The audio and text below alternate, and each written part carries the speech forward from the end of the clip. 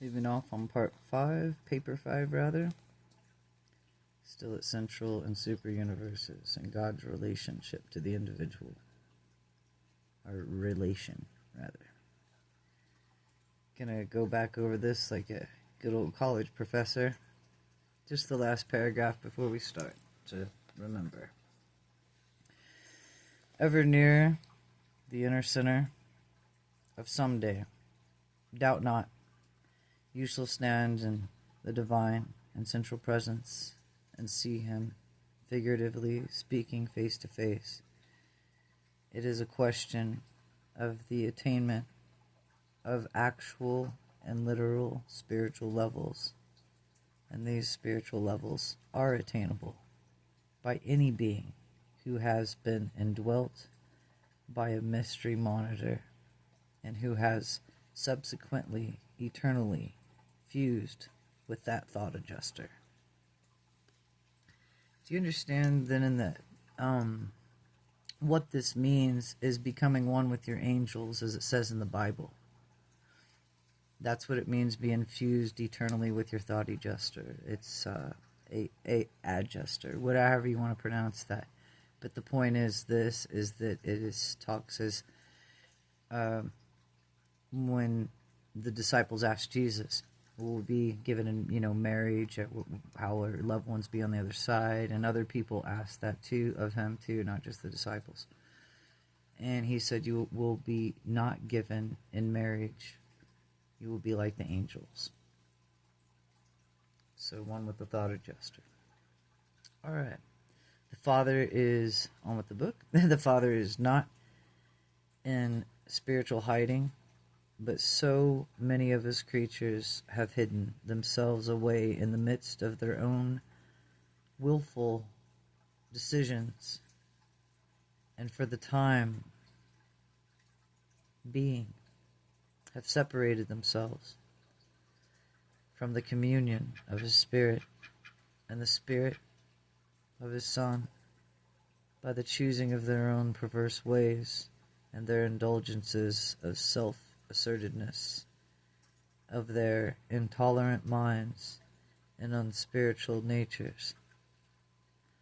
Mortal man may draw near to God and may repeatedly forsake the divine will. That doesn't sound good. So long as the power of choice remains. Well, free will's not so free now, is it? Man's final doom, for the wages of sin is death, by the way. Man's final doom is not sealed until he has lost the power to choose the Father's will. And that's the reason why Christ is important. That Christ consciousness automatically makes you natural to do the Father's will because you're in love with him. You have no faith without love. Love leads you to faith. If you love a person, you say you have faith in them. Well, if you don't love them, you probably don't have too much faith in them. I'll just leave it at that. Back to the book. There is never a disclosure of the Father's heart to the need and the petition of his children's, or even his children, or his children's children,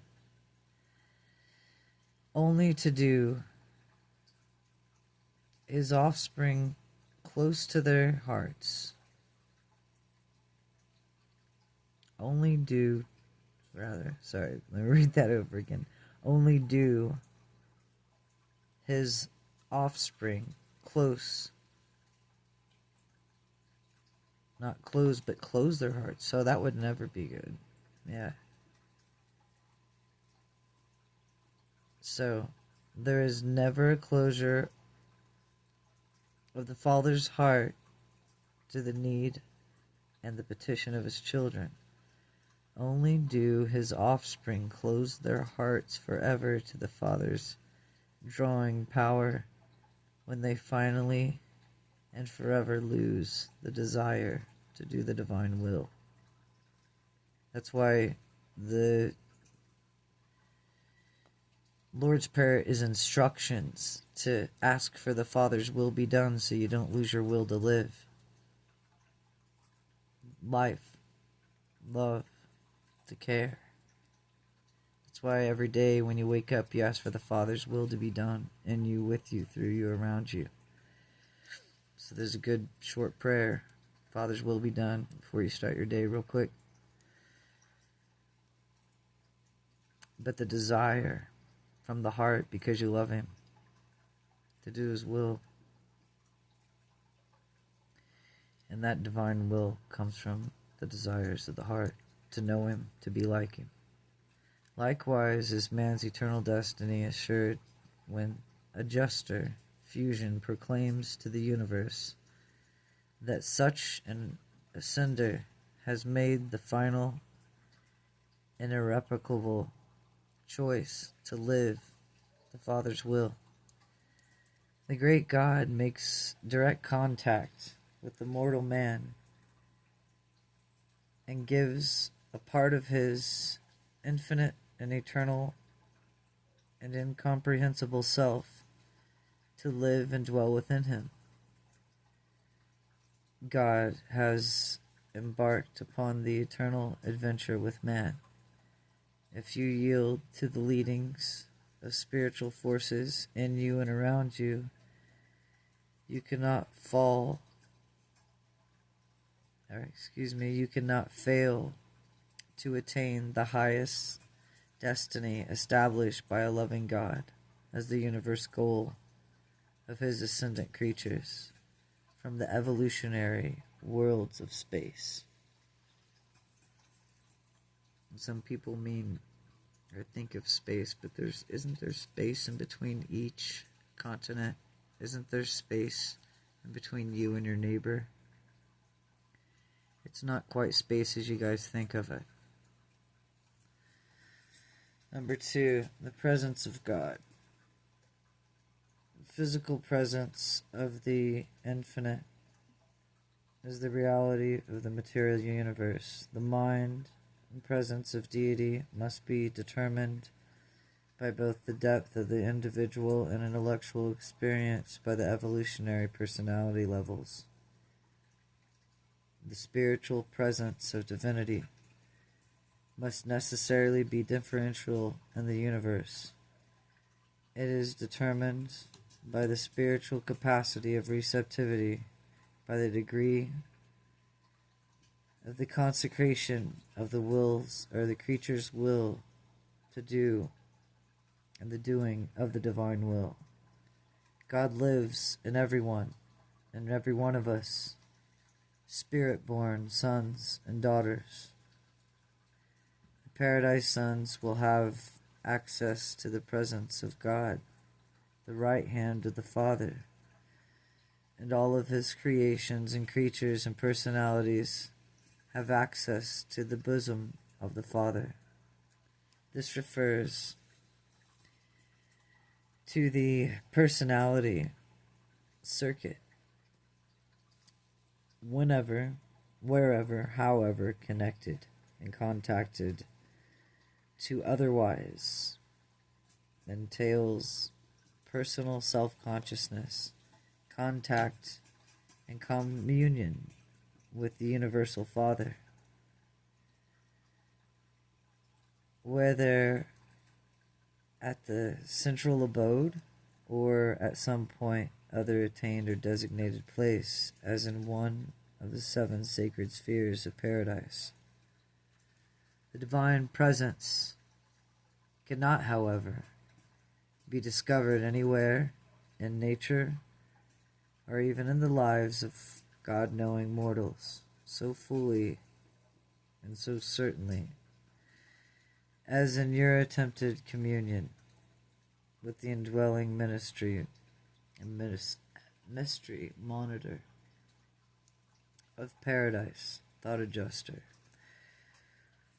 What is a mistake to dream of God far off in the skies when the Spirit of the Universal Father lives within your own mind and heart and soul. It is because of this, of God's fragment that dwells and indwells inside of you, that you can hope as you progress in the harmonizing with the thought adjuster and the adjuster's spiritual leanings more fully to discern the presence and transforming power of those spiritual influences that surround you and impinge upon you, but do not function as an integral part of the fact you are not intellectual consciousness. That you are not intellectually conscious of close and intimate contact with the indwelling adjuster does not in the least disprove such an exalted experience. The proof of fraternity with the divine adjuster consists wholly in the nature of the existence of the fruits of the Spirit, which are yielded in the life experience of the individual believer. It's kind of like when you ask somebody to pray for you. Well, it's that belief is in you. And you're gifted the same as the one you ask pray, if you look far enough inside. So by their fruits you shall know them, it says. It is exceedingly difficult for meagerly spiritualized material mind of the mortal man to experience marked consciousness of the spirit activities of such divine entities as the paradise adjusters, as the soul of joint mind and adjuster. Creation becomes increasingly extinct. There also evolves a new phase of soul consciousness, which is capable of experiencing the presence and recognizing the spirit leading to the supernatural activities of the mystery monitors. The entire experiences of the adjuster communion is one in evolving the moral status, the mental motivation, the spiritual experience, the self-realization of such achievement is mainly throughout the non-exclusively limited to realms of soul consciousness, but the proofs of the forthcoming and abundant in the manifestation of the fruits of the Spirit in the lives of all inner spirit contractors. 3. True worship. Though the paradise deities from the universe stand out at this standpoint as one, and their spiritual relations with such beings inhabit URANTIA, there are these three distinct and separate persons. There is a difference between the Godheads in the matter of the personal appeals of communion and other innate relations. In the highest sense of the word, we worship the Universal Father and only Him. True, we can and do worship the Father as He is manifested in His Creator Sons, but is the Father directly or indirectly who is worshipped and adored. So in other words, you guys, the Creator Sons, some of the people these go around worshiping Jesus, when Jesus Christ even said at the Last Supper to His disciples, Peter said, "I'm not good enough to have my feet washed." And the other disciples didn't feel good enough to have their feet washed. So Christ says it's better to serve in the kingdom than to be served. And that's what he told them. But here we see, as the Father is manifest in his creator sons, to directly do the will of the Father, but it's the Father who's worshipped and adored. So these people that worship Christ really need to point their worship towards the Father, in that way. And God does not ask you to worship him. He does not call you to worship him. That's something it's a matter of loving him and your time of focusing on him and that loving feeling. And it can be done with poetry, music, your artwork. It can be done in many different ways that you spend your energy and think about the Creator that gave you that energy in positive, good ways only, right? But in that, you adore the Father who gave you the talents to have that energy, and in that, the adoration goes to God, not your talent, and not to Jesus, the Creator's Son, who is the messenger to bring you to the Father home. So, anyway, just wanted to get that out there. Supplications of all kinds belong to the realm of the Eternal Son and the Son's spiritual organization. Prayers are all formal communication, everything except adoration and worship of the Universal Father and matters of concern that concern the local universe. They do not ordinarily proceed out of the realm of the justification of the Creator's Son, but worship undoubtedly and circulated and dispatched to the person of the Creator by the function of the Father's personally and personality circuit. We further believe that such a registry of the homage of an adjuster indwelt creature is facilitated by the Father's Spirit presence, that exists tremendous amount of evidence to substantiate such a belief, and I know that all the orders of the Father and fragments and empowerment and register the bona fide adoration of their subjects' acceptability in the presence of the Universal Father. Thought adjusters undoubtedly will utilize direct personal channels of communication with God, that they are likewise able to utilize the spirit gravity circuits of the Eternal Son. Worship for its own sake, prayer embodies the self or creature interest element. That is the great difference between worship and prayer. There is absolutely no self-request or other element of personal interest in true worship. We simply worship God for we comprehend him to be. Worship asks nothing and expects nothing for the worshiper.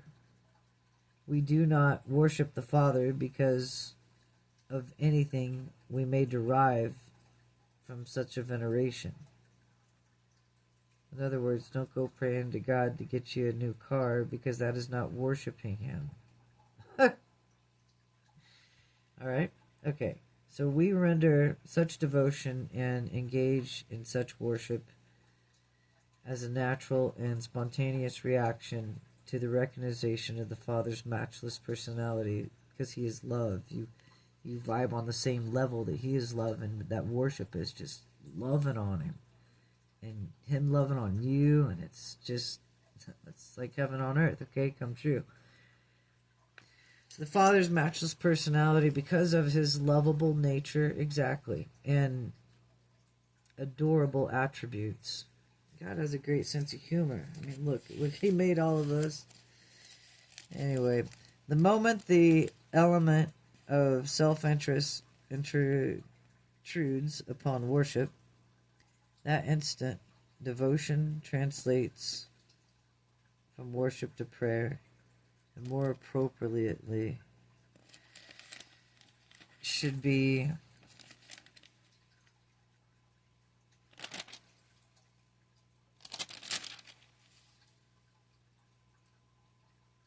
okay, let me read that again. The moment of element of self-interest intrudes upon worship. In other words, the moment you start saying, I want this and that and that,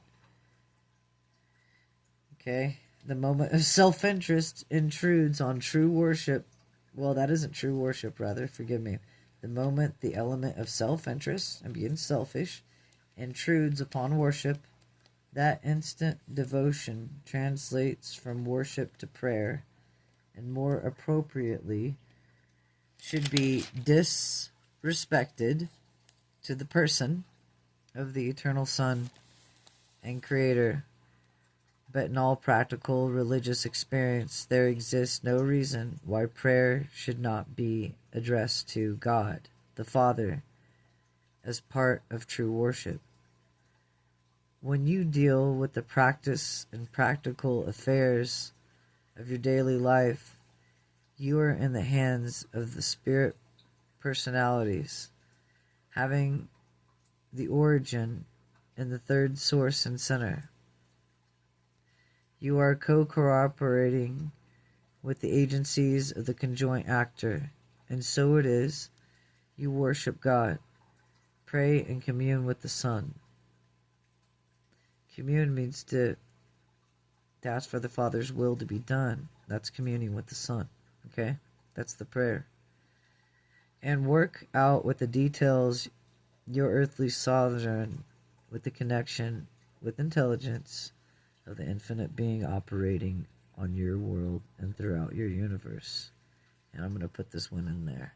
And in your mind and in your soul as you an individual. Okay.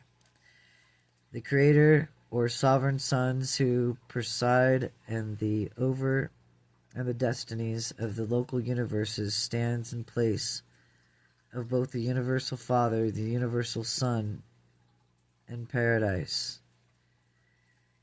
These sons receive in the name of the Father the adoration of worship and give ear to the pleas of their petitioning subjects throughout their respective creations, to the children of a local universe. And Michael's son is to all practical intents and purposes. He is the local universe and personification of the universal Father and eternal Son. The infinite Spirit maintains personal contact with his children of these realms through these universe spirits, the administrative and creative associates of the Paradise Creator Sons.